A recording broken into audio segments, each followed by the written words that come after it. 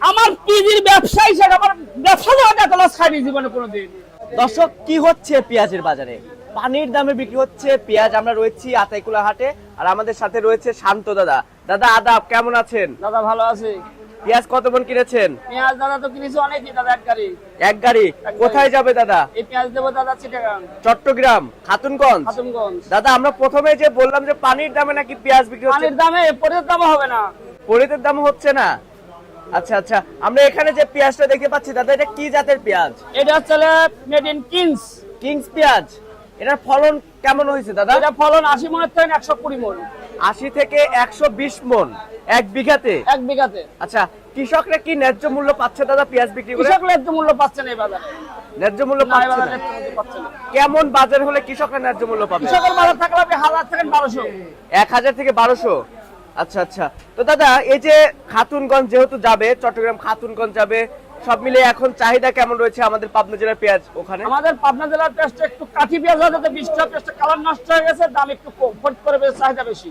ফরিদপুরের চাহিদা বেশি। চাহিদা বেশি হচ্ছে। আচ্ছা আচ্ছা। তো আজকে কি শুধু এক ডিস্ট্রিক্টে যাবে মাল? আমি একটু কিনছি এক ডিস্ট্রিক্টের জন্য, আর ব্যাপারে বিভিন্ন দেশের ব্যাপারে আছে, বিভিন্ন জায়গা থেকে কিনছে।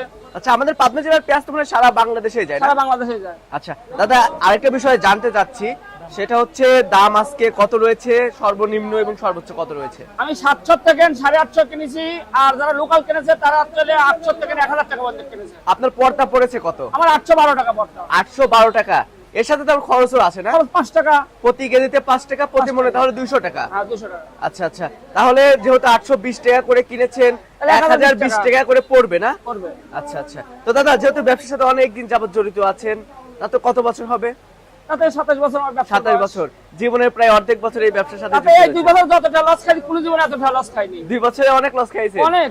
আচ্ছা, দাম কি বাড়ার সম্ভাবনা আছে সামনে? বাড়ার সময় কুরবানিতে রাখ পর্যন্ত কাট না, এরকম পিস যদি হাটে চাপ হয় পারবে না।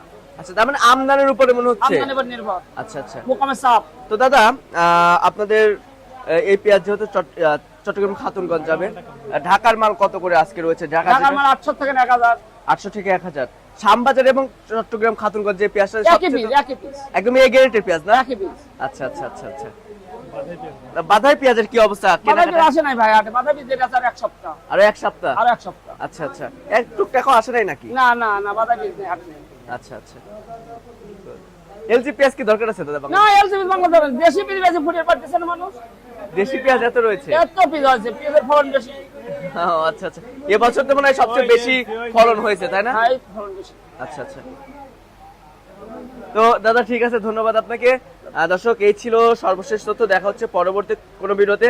আর সবাই কিন্তু ভিডিওটি ঝড়ের গতিতে শেয়ার দিয়ে দিবেন, আর সবাইকে দেখার সুযোগ করে দিবেন। আমাদের চ্যানেলটি সাবস্ক্রাইব করে রাখবেন। আল্লাহ হাফেজ।